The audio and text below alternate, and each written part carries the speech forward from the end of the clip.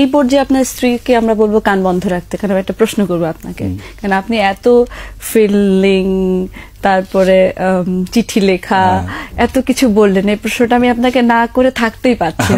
That is, আপনি প্রথম প্রেমে পড়েছেন কত সনে এবং কোন বয়সে, সেটা একটু জানতে চাই। ইভেন আরো যদি বলেন কার প্রেমে, সে কত বছর বয়সে ছিল? কারো সংসার ভাঙার ইচ্ছা আমার নেই, তবে আমি প্রেম করেছি 9-10। একটা মেয়েকে ভালো লাগতো, আমাদের টাঙ্গাইলের মেয়ে, তার সাথে প্রেম করেছি, 1 ইয়ারের মতো প্রেম হয়েছে, প্রেম করেছি। তারপরে না প্রেমটা টিকে নেই। টিকে নেই কেন? ওটা বালক বয়স, না টিকে নেই কেন? ছিল না যে না হঠাৎ করে মেয়েটা বিয়ে দিয়ে দিয়েছে, মানে খুব আর্লি বিয়ে দিয়ে দিয়েছে। তাও আবার একজন থাক ভালো জায়গায় বিয়ে হয়ে গেছে, বিয়ে দিয়ে দিয়েছে। তারপর ওইটা না আর ভাবি নাই।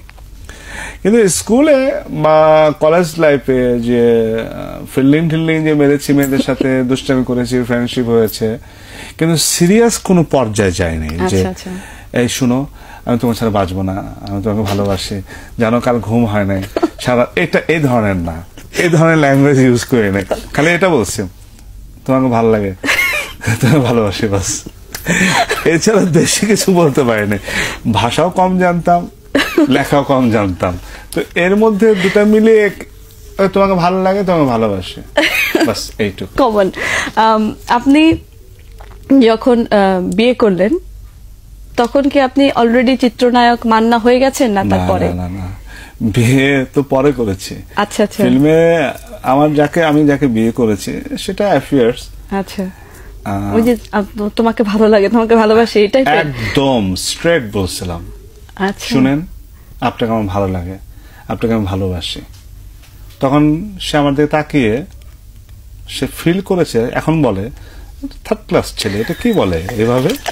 তখন আমি তাকে বলছি যে না, মানে চিত্রনায়ক মান্না আমাকে কি বলছে? না, চিত্রনায়ক হইনি আমি, মানে ফিল্মে ঢোকা ভাব।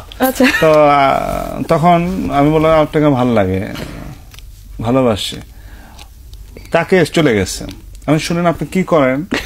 বলে আমি এয়ারলাইন্স চাকরি করি। আমি বলছি এয়ারলাইন্স চাকরি করেন? আচ্ছা, এয়ারলাইন্স মানে আপনি এয়ার হোস্টেস? বলে যে হ্যাঁ আমি এয়ারলাইন্স চাকরি করি। বলুন কি বলবেন? আচ্ছা, আপনি সবসময় বিদেশে যান, আমার জন্য একটা জুতো আনবেন। প্রমিস, বিশ্বাস করেন। আমার ওয়াইফকে যখন বলছি যে একটা বলে যে এটা কি ধরনের কথা বললেন আপনি, তার কারণটা বলি। আমার ওয়াইফও ফিল্মে আসছিলেন। আচ্ছা। তো সে আর ফিল্ম করেনি, সে আবার তার প্রফেশনে চলে গেছে। তখন আমার ইনকাম একটা ছবিতে 7,500-8,000 টাকা করে পাই। বাসা ভাড়া করে থাকা খুব টাফ, রিস্ক, মানে ওই পয়সাও নাই যে 20,000-10,000 টাকা বাসা ভাড়া করে থাকবো। কিন্তু সেই সংসার চালিয়ে গেছে। সেই তার ত্যাগ, স্বামীর জন্য যা যা করণীয়, বিদেশে চাকরি করে, এয়ারলাইন্স চাকরি করে, কাপড় চোপড়, খাওয়া দাওয়া, জিনিসপত্র, ওয়াইফের সাথে বিদেশে যাওয়া আসা, ঘোরাফেরা, এই আস্তে আস্তে একটা পর্যায়ে আমি বললাম যে আমি স্টাবলিশড হয়ে গেলাম, ফুল স্টাবলিশড। দেন বাড়ি গাড়ি সবকিছু করলাম ফিল্মের পয়সা দিয়ে। এখন আমরা হ্যাপি।